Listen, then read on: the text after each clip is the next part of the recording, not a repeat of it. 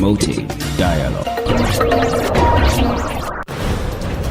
Good evening and thank you for tuning in to West Africa Democracy Radio, broadcasting on 94.9 FM and worldwide on WADR.org. This is Newslink. Here are the top stories.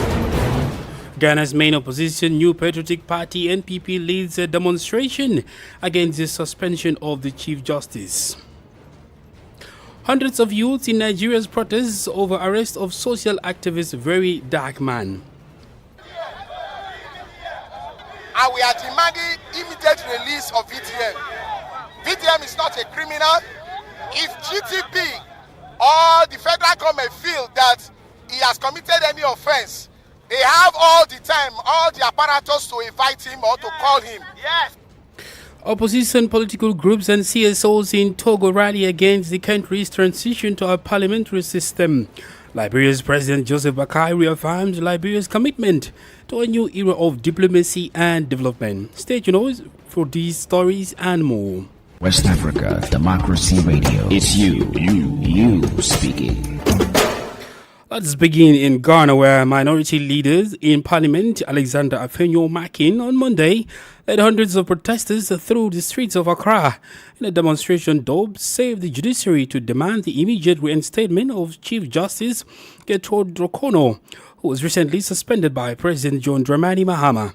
The protest, spearheaded by the New Patriotic Party (NPP), was supported by a coalition of political parties, including the Liberia Party of Ghana (LPG), National Democratic Party (NDP), People's National Party (PNP), and the Ghana Union Movement (GUM).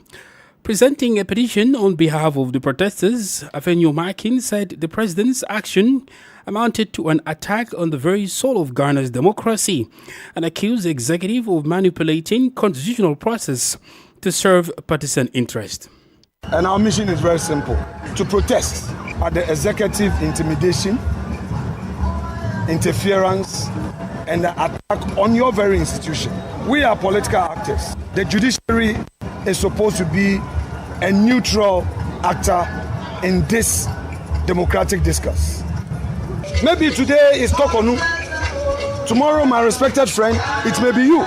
You don't serve at the whims and caprices of a political party and a government. If you wanted to be a politician, you'd have been in a political party. So this exercise is to protect this very institution. What is happening to a leadership is repugnant to good conscience. This government is to focus its attention on governance and not to be attacking actors who are non-partisan. We become aware that the very government that criticized the increase in the number of judges to the bench has suddenly appointed 7 more judges to the Supreme Court. You and I know, you are a judicial secretary, you've been in the service for long. You know the process of nominating judges to the Supreme Court is not what has been used. Normally, the nominations come, the Judicial Council deliberates. It is not given a timeline. Then they would make a recommendation to the president, who will now go through the Council of States. Then eventually, it gets to Parliament. So this reset is a negative reset. Receiving the petition from the protesters, Deputy Chief of Staff Stan Dogbek picked fault in the 8 years under Akufo-Addo and Bamawia, saying they were not the best. Attention of the president. Let me say that we are happy that your process started this morning and has ended very peacefully. That in itself is a very strong message about the democracy that President Mahama wants to instill in our dear country. If it were the case like this over the past 8 years, I'm sure that the retaliatory politics that you talk about wouldn't have been the case. You referencing retaliatory politics is an admission that the 8 years of President Akufo-Addo and Mahama Bawumia were not the best for this country. You can be assured, however, that President Mahama, as every Ghanaian knows, is not that politician. President Mahama does not believe in retaliatory politics. He's described as too much of a father for all kind of president. And everybody knows that. Whatever actions that are being taken now, whatever decisions that are being taken now, as everybody knows, is in line with the provisions of our 1992 Constitution. Indeed, before President Akufo-Addo left the presidency, he himself had started a certain process where issues were brought to him about the Chief Justice, and he referred them to the Council of State. That was the Deputy Chief of Staff, Stan Dogbe, to President John Mahama. Similarly, in Nigeria, hundreds of youths stormed the streets of the nation's capital, Abuja, on Monday to demand the immediate release of an activist and social media influencer, Martin Otsi, popularly known as Very Dark Man VDM. The protesting youth in their numbers chanted, "He's not a thief now, VDM has blocked the road, release the VDM." The protesters, who carried placards with various inscriptions, converged at the junction leading to the headquarters of the Economic and Financial Crimes Commission in the Jabi area of Abuja. Recall, the security operatives last week arrested Very Dark Man in Abuja. The arrest reportedly stemmed from VDM's recent public criticism of GT Bank over alleged unauthorized withdrawals from his mother's account.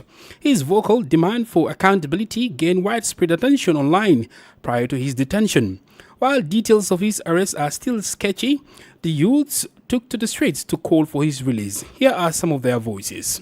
In respect of VDM kidnapped, he was kidnapped on the 2nd of May, and we are demanding immediate release of VDM. VDM is not a criminal. If GTB or the federal government feel that he has committed any offense, they have all the time, all the apparatus to invite him or to call him. Yes. Not to kidnap him at this very point. So what we are demanding for unconditional release of VDM. Nothing but that is it. The government have refused to issue any statement, not even the EFCC. And we were told that he was brutally beaten and was taken away in a commando form. And have not been given food. So we are here to tell GTB Bank because we have noticed a conspiracy. There was a conspiracy on Friday between GT Bank and whatsoever the government agency. We don't know whether it's DSS, EFCC, although many have opinion that VDBs EFCC has detained VDM, but up to now there was no press statement. Meanwhile, at least 19 people were killed in a suspected bandit ambush and livestock rustling operation in Bauchi State, that is Nigeria, the police and residents said on Monday. Bauchi Police Command said in a statement that the attack took place early on Sunday morning when a local security patrol in Guana district was ambushed. The police said civilians from a nearby village were also killed while attempting to flee the attack. Gangs of heavily armed men, known locally as bandits, have wreaked havoc across West Nigeria in recent years, kidnapping thousands, killing hundreds, and making it unsafe to travel by road or farm in some areas. Ibrahim Hussaini, an eyewitness, said a gun battle ensued between the security team and the bandits, which caused multiple fatalities among vigilante team and some residents. Reports say the attackers rustled a large number of cattle and sheep from the district after overpowering the local security team. We cross over to Togo, where tensions are rising as opposition parties and civil society groups rally against the country's transition to a parliamentary system. They have described the shift as authoritarian. United under a newly formed ad hoc working group, they held a mass protest in the capital Lome, denouncing the establishment of the Fifth Republic and the recent appointments at the helm of the state. Imo Edet reports. Several opposition political parties in Togo have rejected the newly inaugurated Fifth Republic following Saturday's election of Faure Gnassingbé as president of the council and Jean-Lucien Kwasi de Tove as president of the republic. Key opposition groups, including the Democratic Forces for the Republic, FDR, and the National Alliance for Change, ANC, are accusing the government of orchestrating an authoritarian power grab under the guise of constitutional reform. Nous sommes dans une dynamique de contestation de la bêtise qu'ils appellent. We reject the so-called New Republic, a move that insults the dignity of our nation. The individual named as president lacks both legitimacy and credibility. This is not the choice of the people. Most Togolese do not support it, and as a result, the country has become a global laughingstock. Nous sommes devenus aujourd'hui la risée du monde entier. Faure Gnassingbé, now the first president of the council in Togo's history, was appointed during a plenary session in the National Assembly. His appointment was in line with Article 47 of the new constitution, adopted on May 6, 2024. He has pledged to unify the Togolese people around shared goals of national unity and sustainable development. On the same day, in a joint session of the National Assembly and Senate, Jean-Lucien Kwasi-Savé de Tove was elected president of the Republic. Nominated by the parliamentary majority, he was approved unanimously by all 150 voting members, assuming his new role in the presence of traditional leaders, international envoys from Niger, Burkina Faso and the United Nations, and members of the diplomatic corps. But this new political arrangement has sparked growing concern. Opposition parties and civil society actors see it as a move to consolidate power and undermine democratic checks and balances. They have announced plans for continued protests and civic actions in the days ahead. Imo Edet with that report. More stories coming up on West Africa Democracy Radio. Newslink continues. Senegal's National Committee for the Extractive Industries Transparency Initiative, CNITI, published its reconciliation reports for the first half of fiscal year 2024 on Monday. This document, the result of a structured process that includes the compilation of contextual and financial data, reconcile of payments and revenues, and investigation of identified discrepancies, provides a detailed overview of the extractive sector's contribution to the national economy. Christopher Atichu has the details in this report.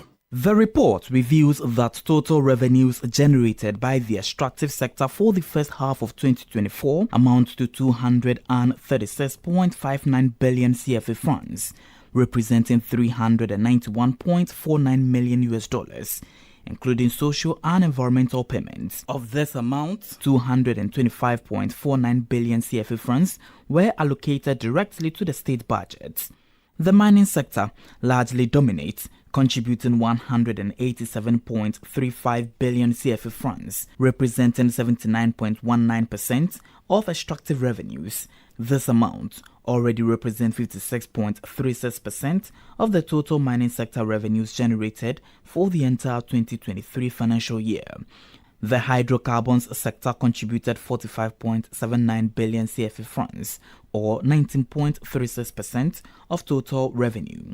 This performance marks a significant increase of 15.14 billion CFA francs compared to the entire year for 2023, where this sector generated 30.65 billion CFA francs. In the mining sector, gold production stood at 106,579 true ounces for an estimated value of 154.46 billion CFA francs. Cement came in second with 226 tons produced for a value of 120.56 billion CFA francs. Phosphoric acid, 240,475 tons. Clinker, 1,494,624 tons. Ilmenite, 254,041, and phosphate, 932,008 tons. Complete the table of the country's main mining productions with respective values of 85.15 billion, 61.19 billion, 42.16 billion and 32.99 billion CFA francs.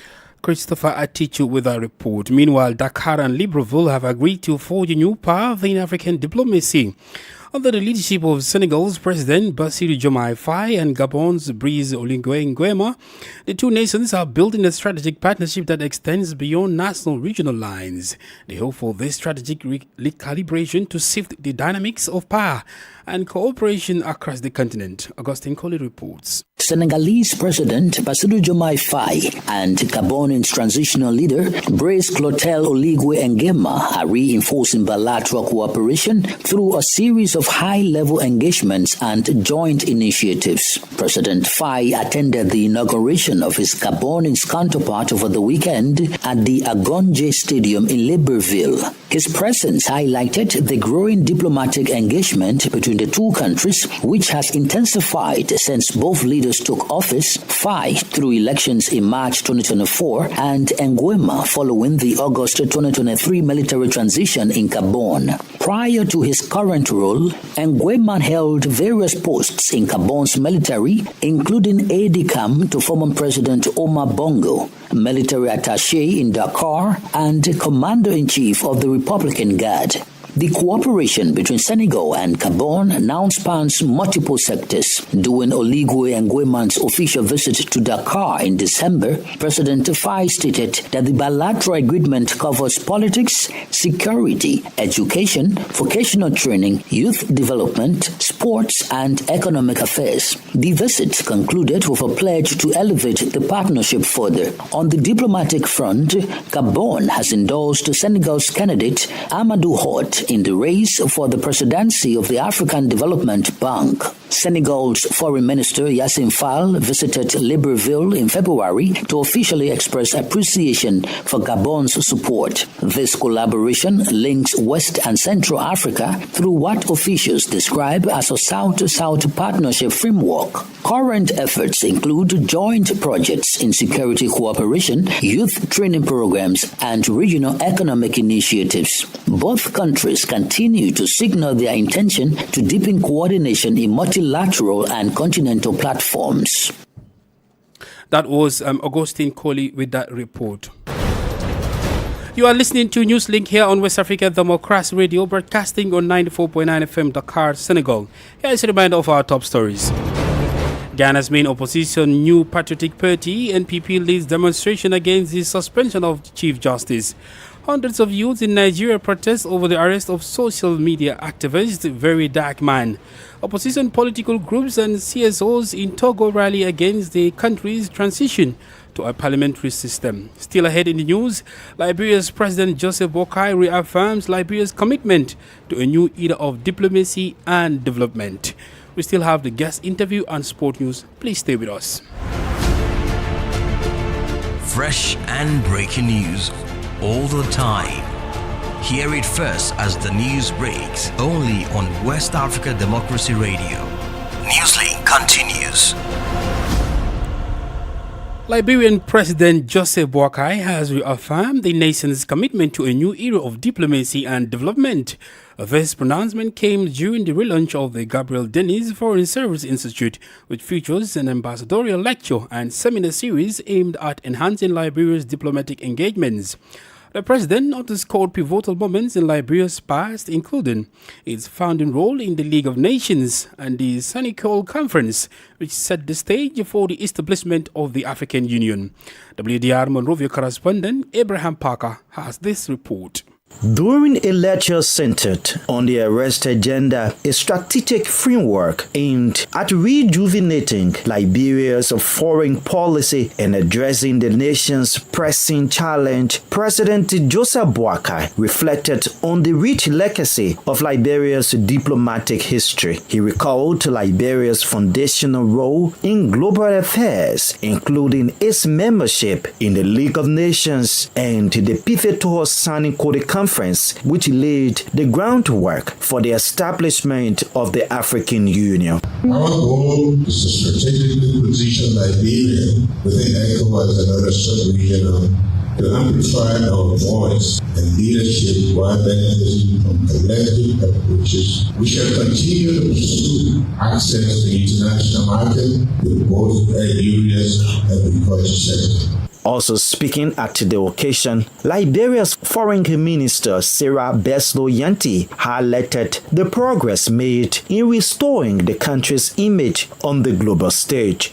She pledged to further elevate Liberia's international presence, announcing plans by her ministry to work toward securing a seat for Liberia on the United Nations Security Council. Our country that helped to birth democracies on this continent, freedom fighters sought refuge here in Liberia. A founding member, especially from Africa, that has never had a full mandate on the Security Council is unacceptable. I stand here today as the Minister of Foreign Affairs, supported by Deputy Ministers, Assistant Ministers, to deliver the Security Council seat. This renewed diplomatic push marks a hopeful new chapter in Liberia's journey toward a more stable, prosperous, and globally engaged future. For Newslink on WADR, Abraham Parker, Monrovia. Politics, analysis on major news, social matters, and all. This is A Guest. The guest interview segment takes us back to Togo, where the Fifth Republic has been rejected by opposition political parties. The groups are planning further demonstrations in the coming days across the country. Togolese civil society has also reacted to this change of regime. Unsurprisingly, it also denounces and states that it does not recognize Jean-Lucien Savy de Tove as president of the republic or former president Faure Gnassingbé as prime minister. Nathaniel Olympio, spokesperson for the Hands of the Constitution movement, speaks on this subject. Listen,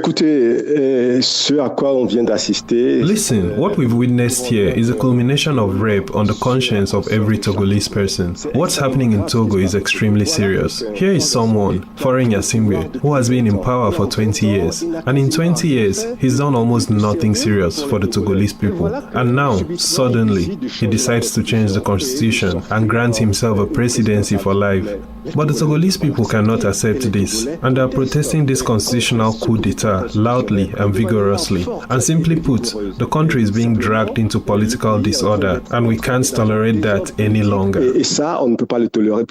How do you assess his election by parliament? Justement, M. Faure Gnassingbé n'a jamais été élu. Il n'a jamais été candidat. Faure Gnassingbé was never elected. He was never a candidate. In fact, it was his party friends who decided that he would be the one to preside over Togo's destiny. It's a shame, and you know, when Mr. Faure Gnassingbé takes the oath of office, he can't be trusted. Someone who has just violated the constitution and completely replaced it, the same person comes along and says, I swear on the constitution. Well, he can't be trusted. He can't be taken seriously. That's why the Togolese are angry. The Togolese cannot support or accept this constitutional coup because of what's at stake. It's a presidency for life, and spending 20 years where he has contributed practically nothing to the Togolese people. The Togolese people cannot allow this to take root. Impossible. Do you also have an issue with Jean-Lucien Savy de Tove, who was appointed honorary president of the Republic under the new constitution? Listen,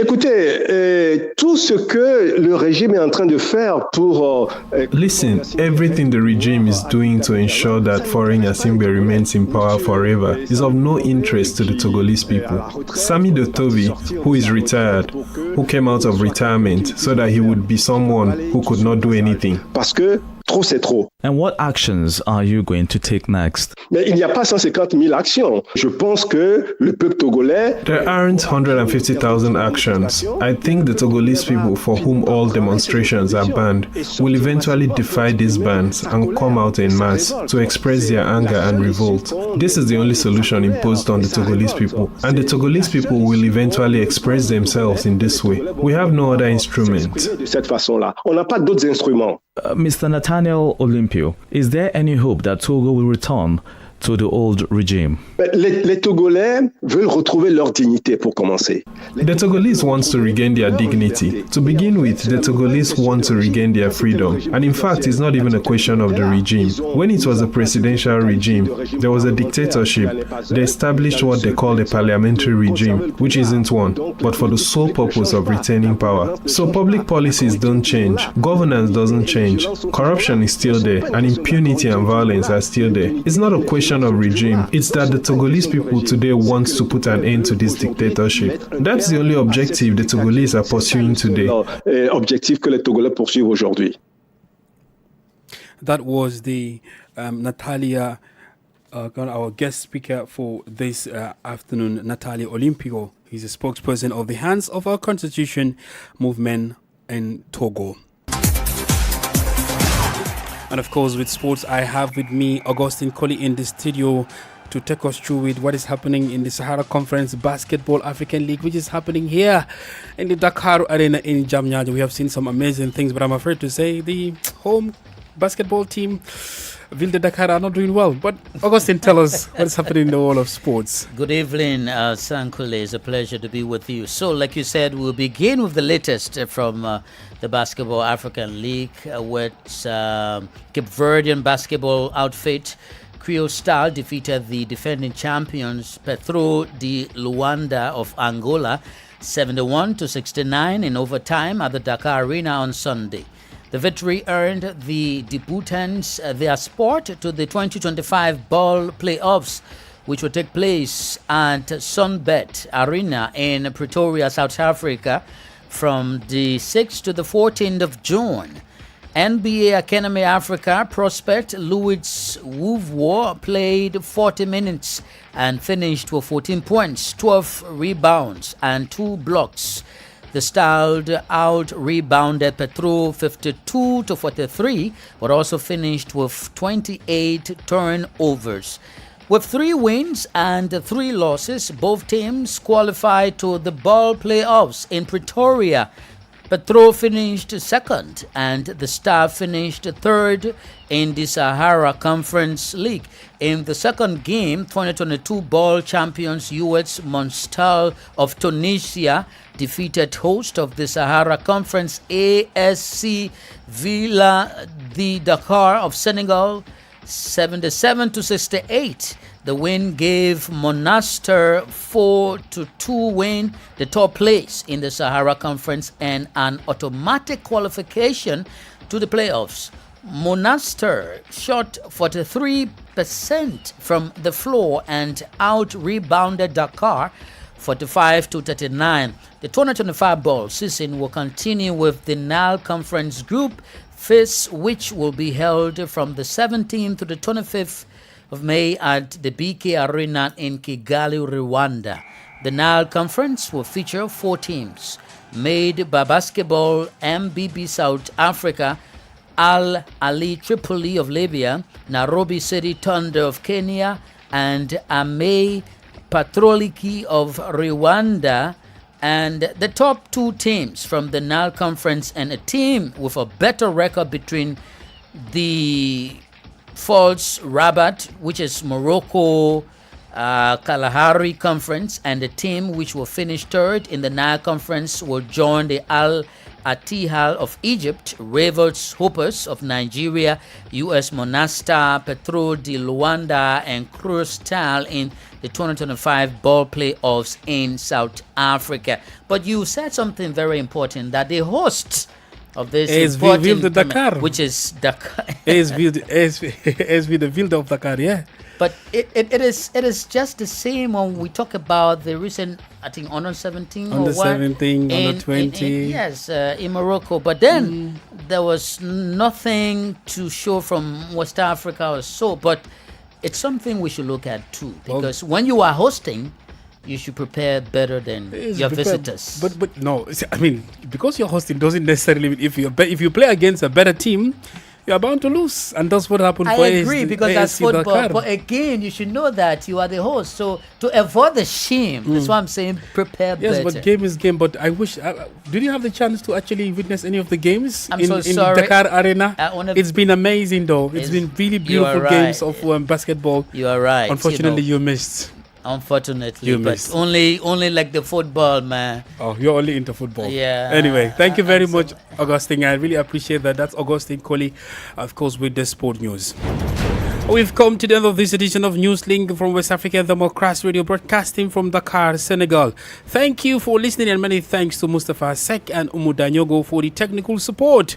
Do interact with us via social media platforms, X and Instagram at WADR News, Facebook, WADR English Service, and it's streamed live on WADR.org. Coming up at the bottom of the hour is our health flagship program, Well Body. I am Sankule Janko. Good evening. And many thanks to you for listening to Newslink via Hot 104.3 FM, Newmi FM 94.0, Hilltop Radio 104.7 FM, and Veritas Radio 102.9 in Banjul, the Gambia. We also appreciate our listeners in Liberia via